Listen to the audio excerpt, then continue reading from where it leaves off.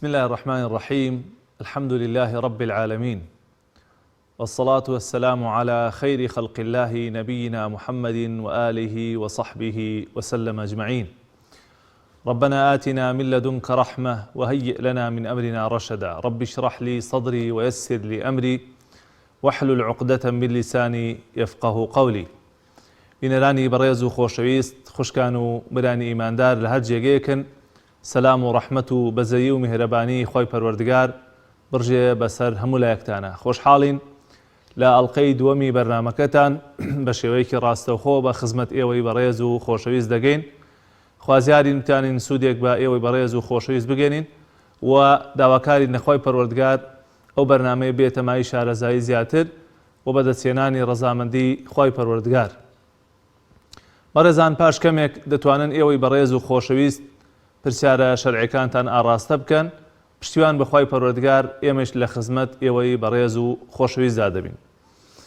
بەڕێزان، لە باسی یاساکانی ڕۆژوگرتن بەردەوام بین. پێم خۆشە لە چەند ئەڵقەیەکە هەندێک تیش بخەینە سەر ئەو بابەت و باسانەی کە پەیوەندیان بە ڕۆژووەوە هەیە. ئەمشەو پشتیوان بەخوای پەروەردگار لە پایەکانی ڕۆژوگرتنەوە دەست پێکەم کە ڕۆژوو دوو پایی سەرەکی و ئەساسی هەیە. هەر کەسێک کە ئەوێ بە ڕۆژوو بێ، دوایەوەی کە ڕۆژووی لەسەر پێویستە بێ و مەرجەکانی ڕۆژووبوونی تایە کە بریتێ لە ئیسلامەتی و باڵغبوون و عەقڵ و ژیری و ئەو بابەتانە، هەر کەسێک کە ئەوێ دەست بکات بە ڕۆژوگرتن پێویستە لە ڕۆژوەکەیە دوو شت هەبێ. یەکەم، نیەتهێنان. هیچ کار و کردەوەیەک نییە لە ئیسلامدا ئیلا پێویستی بە نیەت هەیە. پێغەمبەری خوا فەرمی عەلەیهی سەڵات وەسەلام: ئینەمە الئەعمال بالنیات وئینەما لکل امرئ ما نوى. هەموو کار و کردەوەیەک بە پێی نیەتەکەیە و بە پێی نیەتەکەی ئینسان ئەجر و پاداشتی لەسەر وەرەگرێ. نیەت بەڕێزان یەکێک لە کارە سەرەکیەکانی ئەوەیە کە عادەت لە عیبادەت جیاکاتەوە و عیبادەتێکیش لە عیبادەتێکی تر جیاکاتەوە. کەسێک کە بۆ فێنکی خۆی ئەشۆرێ جیاوازە وەک لەگەڵ کەسێک کە غوسڵی شەرعی دەرەکا و خۆشوەردنی شەرعی خۆی بە شێوەیەکی شەرعیە شوێرێ بۆی لە جەنابە پاک بێتەوە. و هەروەها کارێکی تری ئەوەیە کە عیبادەتێک لە عیبادەتێکی تر جیاکاتەوە. مەسەڵەن تۆ بەهۆی نیەتەوە فەرز و سونەت لێک جیاکەیتەوە. هەندێک فەرز هەیە کیفائیە، هەندێک کەس بیکە لەسەری لا ئەچێ، هەندێک کەس هەیە بێ هەموو کەسێک بیکە. کەواتە نیەت کارێکی سەرەکی ئەوەیە کە هەم عادەت لە عیبادەت جیاکاتەوە و هەم عیبادەتێکیش لە عیبادەتێکی تر جیاکاتەوە. بۆ نیەتی ڕۆژوو بەڕێزان، زانایانی ئیسلام، جمهوری عولەما، زۆربەی زۆری زانایان ئەفەرمون پێویستە هەر موسڵمانێک هەموو شەوێک نیەتێکی تازە بێنێ بۆ ئەو ڕۆژەی کە بەتەمایە بە ڕۆژوو بێ. لە ڕۆژووی فەرزدا بەڕێزان پێویستە لە شەودا لە دوای بانگی ئێوارەوە تا بانگی بەیانی نیەتی هێنابێت. بەڵام لە ڕۆژووی سونەتە ئەگەر بەیانیش هەتا نیوەڕۆ و دوای نیوەڕۆیش ئەگەر ئەو کەسە هیچی نەخواردبێ ئەتوانێ نیەت بێنێ و بیکا بە ڕۆژووی سونەت. پێغەمبەری خوا صلی الله علیه وسلم جار وا بووە نزیکی نیوەڕۆ ڕۆیشتۆتەوە ماڵەوە، پرسیاری لە خێزانەکانی کردوایە چی هەیە بیخۆم، و توانە وەڵا هیچ نییە لەم ماڵەیە بیخۆی. فەرمێتی دەی ئەوە من نیەتی ڕۆژوم لێ هێنا و بە ڕۆژووە بم. ئەمە لە ڕۆژووی سونەتدا. بەڵام لە ڕۆژووی فەرزدا دەبێت پێش بانگی بەیانی ئەو کەسە نیەتی هێنابێ. جمهوری عولەما و زۆربەی زۆری زاناکانە فەرمون بۆ هەر شەوێک پێویستی بە نیەتێکی تازە هەیە. هەندێک لە زانایانیش وەکو مەذهەبی ئیمامی مالیک ئەفەرمون ئەگەر کەسێک لە سەرەتایە نیەتی هێنا، لە سەرەتای مانگەکەیە نیەتی هێنا کە هەمووی بە ڕۆژوو بێ، ئەوە نیەتێکی ئەو نیەتە جێگەی خۆیەگرێ و عیبی نییە. گرنگ ئەوەیە ئێمە ئاگامان لێبێ کە هەڵەسین بۆ پارچێ و نیەتی ئەوە لە دڵمانە هەبێ کە ئێمە سبەی بە ڕۆژووە بین بۆ خوای پەروەردگار و ئینشاءڵڵا دامەزراوە. دووهەم بەڕێزان، لە ڕوکنەکان و پایەکانی ڕۆژوو خۆگرتنەوەی لە خواردن و خواردنەوە و لە هەر شتێک کە ڕۆژوو ئەشکێنێ، لە بانگی بەیانیەوە یا لە هەڵاتنی فەجرەوە تاکو خۆر ئاوابوون. خوای پەروەردگارە فەرمێت: وكلوا واشربوا حتى يتبين لكم الخيط الأبيض من الخيط الأسود من الفجر. وتا بخونوا تاكو هێڵی سپی دەرەکەوێت لە ناو هێڵی ڕەشدا کە مەبەستی پێ فەجرە و دەرکەوتنی فەجرە. واتە هەموو موسڵمانێک پێویستە لە بانگی بەیانیەوە لەو کاتێک کە فەجرە دات خۆی بگرێتەوە لە خواردن و لە خواردنەوە و لە سەرجێگایی لەگەڵ خێزاندا و لە هەر شتێکی تریش کە بێتە مای ڕۆژوشکانەکەی تاکو خۆر ئاوا ئەبێت.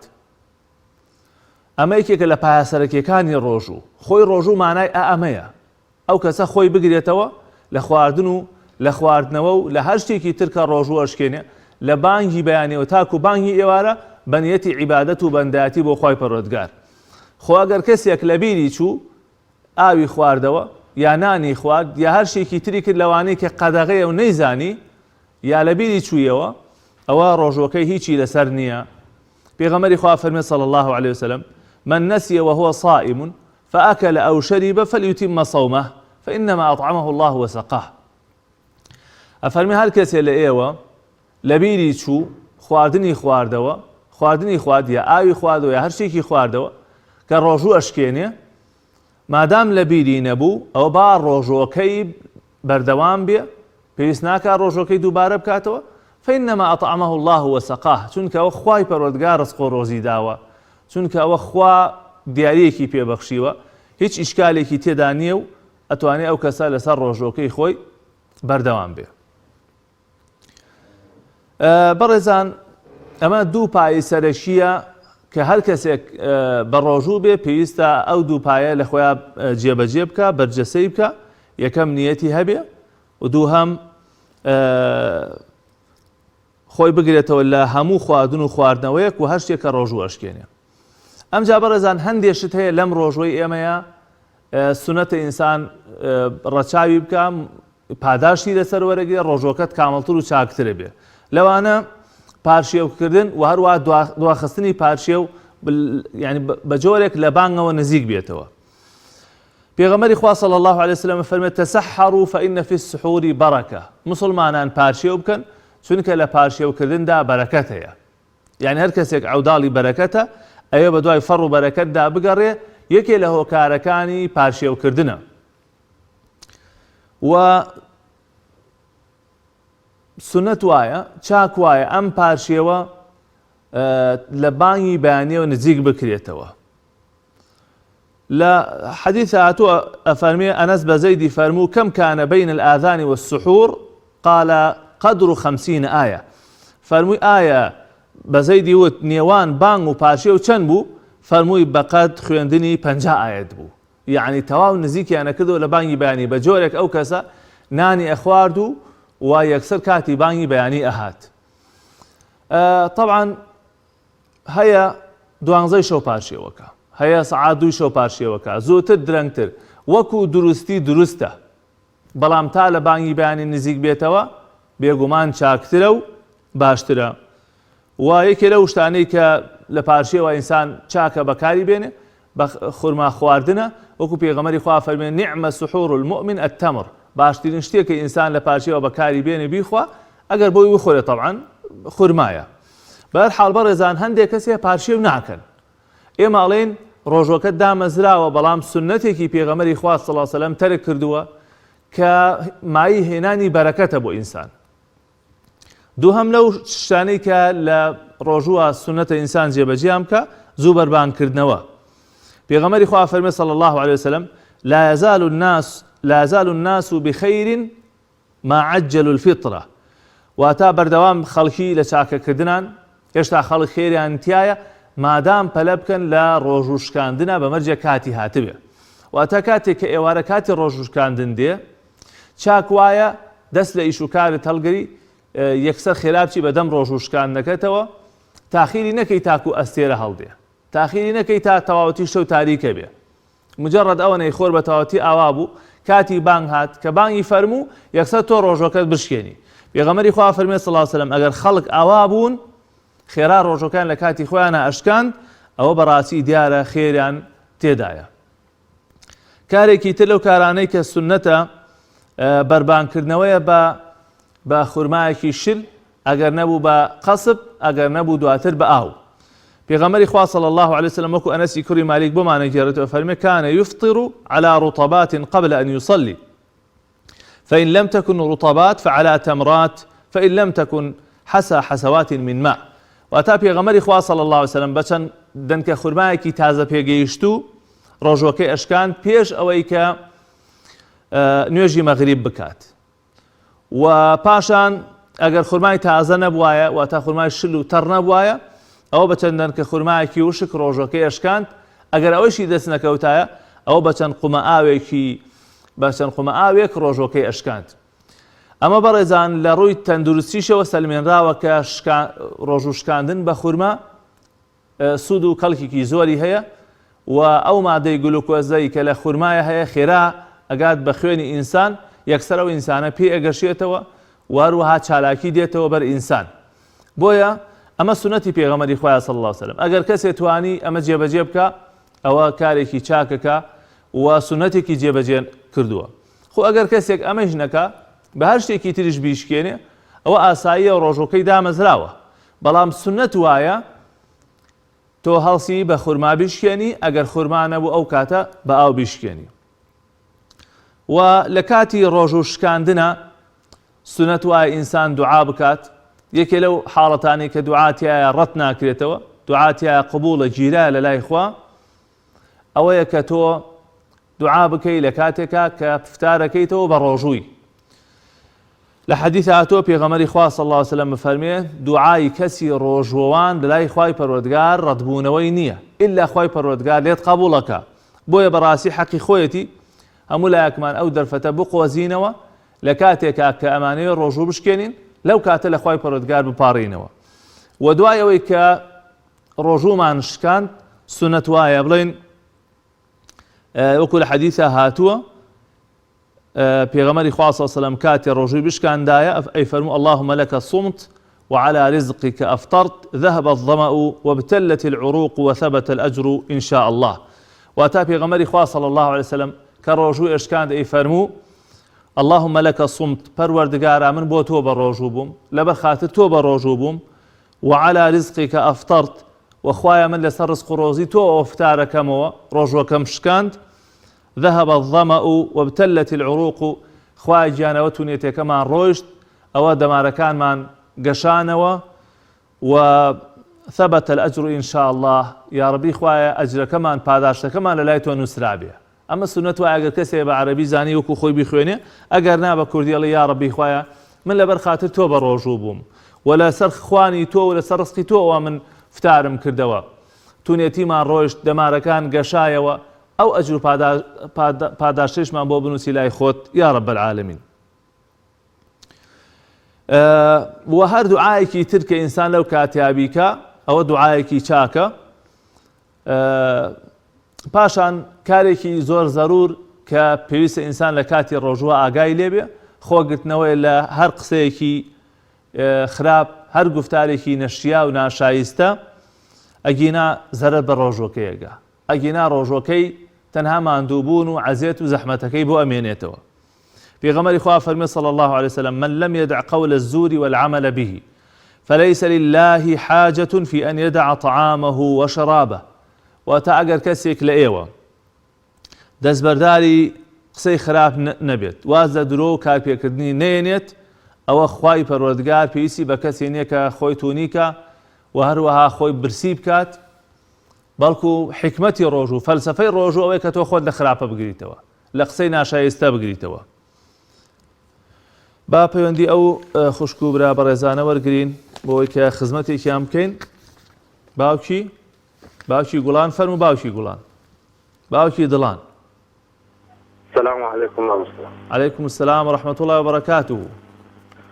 مامۆستا گیان بەنسبەت پرسیارێک دوێنێ شوێ برادرێک تەلەفۆنی بۆ جەنابەت کرد باسی زەکاتی کرد ئەگەر پارەت لە قزوی بۆ نمونە دەفتەرێک لە قستەمانجە $500 وەرەگرێەوە بەڵێ زەکاتی دەکەوتێ بەسەر چاو ئینشاءڵڵا وەڵام تەدەمەوە بۆ پرسیارش کەش مامۆستا ئەگەر ئازیەت نەبی بەڵێ زەکاتی دەستنێ شەڵگرتن ئەگەر پڕیشکاوت پێ بکەی دەستنێژەکە یعنی چۆن براکەم پرسیاری دۆمی چی وەڵایی تێ نەگەیشتم.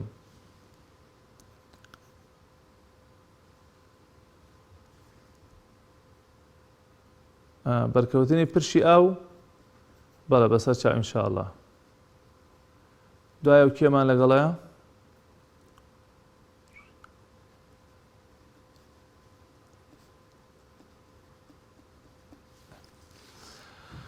بەڵێ خۆشەویستانم، وەکو وتمان پێویستە هەر کەسێک کە بە ڕۆژوە بێ ئاگای لە ڕۆژۆکەی بێ، ڕۆژۆکەی بپارێزیێ. پێغەمبەری خوا فەرمێ سەڵڵەهو عەلەیهی وسەلەم خوا ئیشی بە کەسێک نییە کە خۆی توونیەکە خۆی برسیەکە لە کاتێکا کە خۆی لە خراپە ناگرێتەوە، خۆی لە غەیبەت ناگرێتەوە، خۆی لە قسەی خراپ ناگرێتەوە، بۆیە ئەوانە هەر ماندووبوونیان بۆ مێنێتەوە. کاگەیادمان لەگەڵایە لە هەولێرەوە فەرموو کاگەیادیان. السلام عليكم ورحمة الله. عليكم السلام ورحمة الله وبركاته. باش قربان أخواتك. يا أخوة سربزي كاقياتيان. مامۆستا جا وڵی پرسیارێک مەبوو. گیان. جان خۆی ئەمن ساڵێک و پێنج مانگە نەخۆشم. بەڵێ. چەند دکتۆر کە مامۆستا بەمنیان گوتیا یعنی بتوانی هەفتەی ڕۆژێک دوو ڕۆژ نادی زیاتر بە ڕۆژی بی. بەڵێ. ئێستاشە من ئەوڕۆ لەخوا بە زیادی پێ بوو.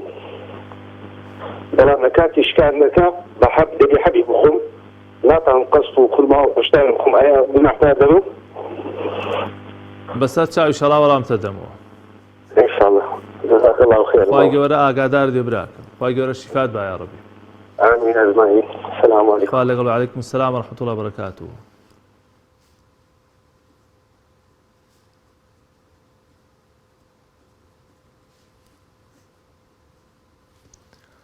بەڵێ دواتر پەیوەندی دوای ئەومان.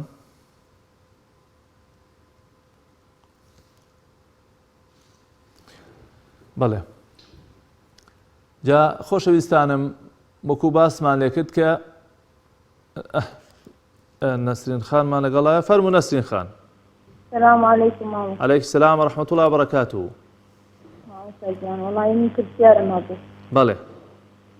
والله ماما ساجان دەوری چوارچەند ساڵە خۆم تووشی زەخت بووم. بەڵێ. زەختم لەگەڵایەوە اینجا مانگێکیش دەوری مانگێکیشە بێت پێش ئێستا جەڵبەیەک ڕوویداوم. بەڵێ. ئیتر نازانم وتم بزانم ڕۆژوو بگرم گرتم ئەمڕۆ گرتم زۆر بێتاقەت بووم ئیتر نازانم لەسەرمە بیگرم. ئەی دکتۆر هیچی پێ و توویدا دەکەم؟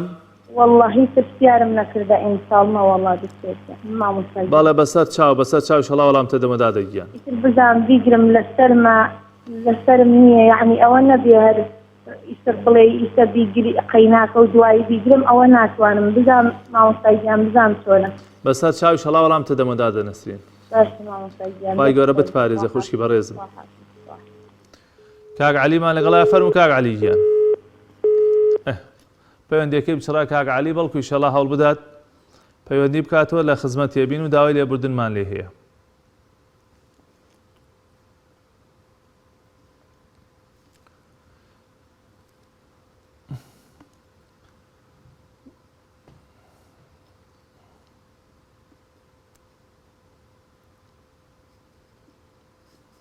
کاک جەمال فەرموو برا گەورەکەم. عەبدولجەبار. السلام عليكم. عليكم السلام ورحمة الله وبركاته. باش مامۆستا. خوای گەورە سەربەرزت کا کاک جەمال گیان. خوا عافیە ڕەبی. مامۆستا پرسیارێکمان لەوێ لە جەنابەت. گیان. باوکو دایکم عەمریان گەورەیە حتا چەند ساڵی دەتوانن بە ڕۆژی بن. بەسەر چاوی شەڵا وەڵامتە دەمەوە. باشە مەمنوو سپاسە. کاک ئەحمەدمان لەگەڵایە. فەرموو کاک ئەحمەد گیان. مامۆستا سەلام عەلەیکم. عليكم السلام ورحمة الله وبركاته. مامۆستا پرسیارێکمانە بوو وەڵڵا. فەرموو. ڕای جەنابتان چێ لەسەری؟ بەڵێ. مامۆستا چۆن پێش ئەوەی بخەوم من خەمە سەر قورئان جاری وایە خۆم لێکەوێ بە سەعاتی شەکا قورئانەکە ئایا گوناح نییە گوناحبارە بەسەر چاوی شەڵا وەڵامتە دەمەوە. باشە مامۆستاگیان دەست خۆشن. خوای گەورە سەربەرز کا برا گەورەکەم.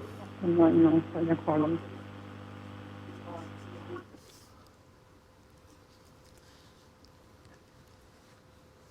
دایکی زیرەک. فەرموو دایکی زیرەک. باشی مامۆستا چاکەین؟ خوای گەورە بتپارێزێ دایکی زیرەک. خوا سەلامەتی مامۆستا دەست ماچەکەم زۆر خوارەت ڕازی بێ. بدا مامۆستاجان. بەڵێ. مامۆستا من دوێنە خۆم زەرعکردیام کردووە 2 ساڵ و نیوە بەڵێ دوێنە چوومە لای دکتۆرەکەم ئیتر حەزم لێ بۆم ساڵ بە ڕۆژی بم دکتۆرەکەم ئیزنشی بیدا بەس دوای پەشیمان بووە لەبەرەوەی شەکرم بەرزە شەکرەکەم بەرزە گوتی نابێت تازە بە ڕۆژی بیدە بەس شەکرەکە 300 ئەبێ من ساڵ تازە ناتوانانی بگری ساڵێکیکە بیگرە بۆیە منش گوتم چی بکەم فیدیە بدەم یاخود مامۆستا لەسەرمە لەسەرم نییە بە زەرعکردی حەبم هەیە بیخۆم زەقتم هەیە شەکرم هەیە بەسەر چاو ئینشاڵا گوێبیستی وەڵام بە دایکی زیرەک لە خزمەت تابین بەخۆبار مامۆستا زۆر زۆر مەمنون خوای گەورە پاداشدا بەعکسەرشمان بۆ بکەم مامۆستاجان خوای گەورە ئاگای لێت بێ خوشکەکەم سلامەتی مامۆستا خوا حافیزی دامان خوارد دووسێ پەیوەندیتر وەرگرن بەیانی بەڕێزم فەرموو دادە منیرە السلام عليكم ماما عەلەیکم سەلام خوشکی بەڕێزم سلامتي ماما صاجان بيض رحمة السيارة ماما صاجان بەڵێ دادەکەم فەرموو ماما صاجان حكمي كسيك قصيلة أو كسيك ترى النبيت فتايبتي لماني رمضانات شيء بەسەر چاو ئینشاڵا لە خزمەت تا وەڵامتە دەمەوە داي باشا ماما صاجان بخوشي لكم زور خوای گەورە ئاگای لێت بێ خوشکی بەڕێزم ئاگای لە هەمومان بێ ماما صاجان زۆر سپاس خوا ئاگادار دوێ خوا لەگەڵ بێ باوکی محەممەد فەرموو السلام عليكم مامۆستا جان عەلەیکم السەلام وەرەحمەتوڵڵاهی وبەرەکاتوو باوکی محەممەد باش مامۆستا جان یا ڕەبی سەلامەت دوی خوا لێت ڕازی بێت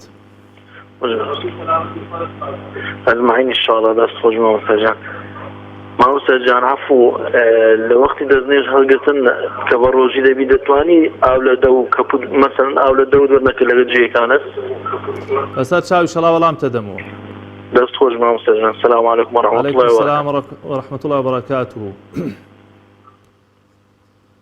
کێمان لەگەڵایە کاک عوسمان فەرموو برا گەورەکەم بەڵێ السلام عليكم عەلەیکم السلام وەرەحمەتوڵڵاهی وبەرەکاتوو مامۆستا جان والله من دایکم دەتەمەن هەیە تۆ دەتەمەنی هەیە زۆر نەخۆشە بەڵێ لەسەر مەرگ گەڕایەوە لە ماوەی پێشوە ئێستا زۆر خەمە خوات ناتوانم بە ڕۆژ بم ئایا ئەمە لەسەری بەس حەتی هەیە حەتی زۆرە لەعزبەمان بەڵێ نازانم مامۆستا جانە بەسەر چاو ئینشاڵا لە خزمەت تا بم کاک عوسمان گیان باش بخۆ مامۆستا کاک نەمر فەرموو کاک نەمر یاخوا هەر السلام عليكم باش مامۆستا خوا سەربەرز کاک نەمر گیان باش مامۆستا بەڕێز خوا لێت ڕازی بێ براکەم مامۆستا زەحمەت دەبێت لەسەر داواکەی خۆم ئەم ناوکردام نەبرا ئەگە خۆم بە گوناحبار ئەزانم ناخۆم بە گوناحبار نییە خۆ دەڕووی ئاینەوە بەسەر چاو ئینشاڵا وەڵامتە دەمەوە كشان كشوالي ما مصدر بەڵێ جوالي ما مصدر دعاء خير وخير یاخوا دوعای چاکان بێ ئینشاڵا محمد موجود شكرا مخاطر ئینشاڵا خوای تەعالا دەروی خێرتان لێ بکاتەوە و تان خاشتە ژێر ڕەحمەت و بەزەی و میهرەبانی خۆی و براکەم والله امين محمد موجود خاطر خير خوا ئاگادارت بێ کوێتا پەیوەندیمان داریان فەرموو لو مامۆستا گیان باشی عەلەیکم السلام وەرەحمەتوڵڵاهی مامۆستا پرسیارێکم هەبوو گیان دەرزی بەکارهێنم هی لە جوانیە وتم بزانم بۆ ڕۆژۆگە قوبوڵە بێ قوبوڵ نابێ نابێ بەکاری چی هی لە جوانیە دەرزی بەڵێ لە ورگیە بەسەر چاو ئینشاڵا وەڵامتە دەمەوە دەستە خۆشە خوای گەورە ئاگادارت بێ وا لەگەڵ بە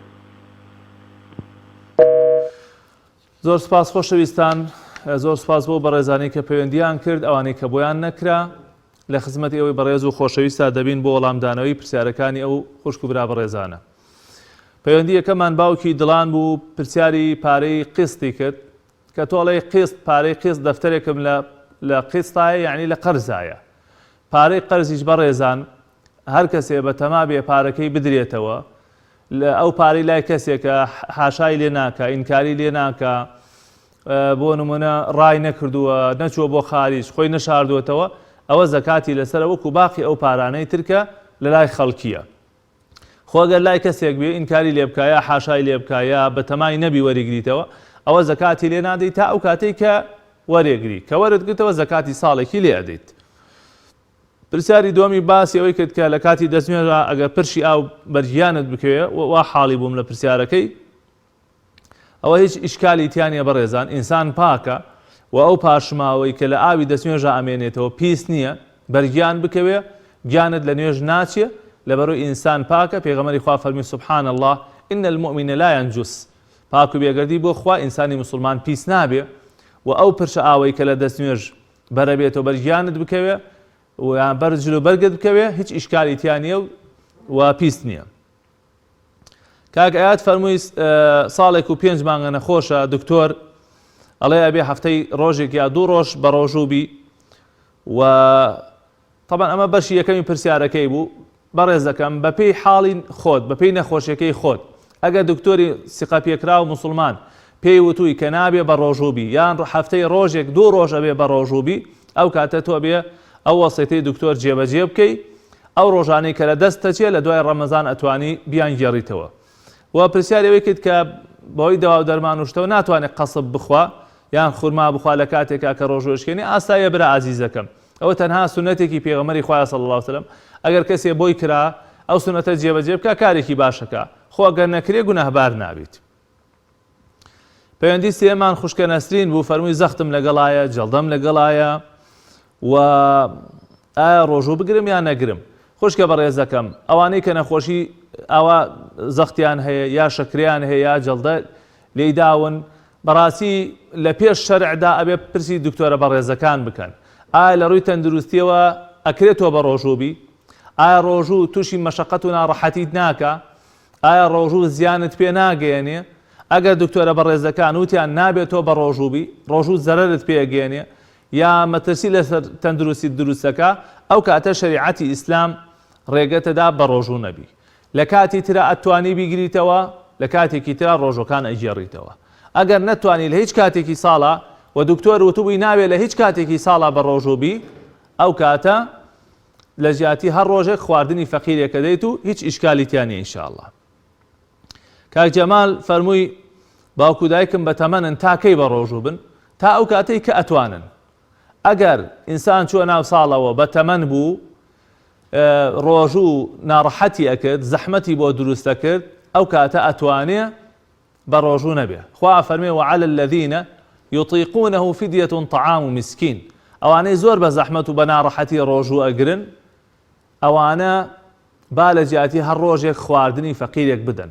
جا عیبرەت بە ساڵ نییە، هیوا هەیە تەمەنیشی پیریشە بەڵام بۆ ڕۆژوو زۆر قایم و چاکە.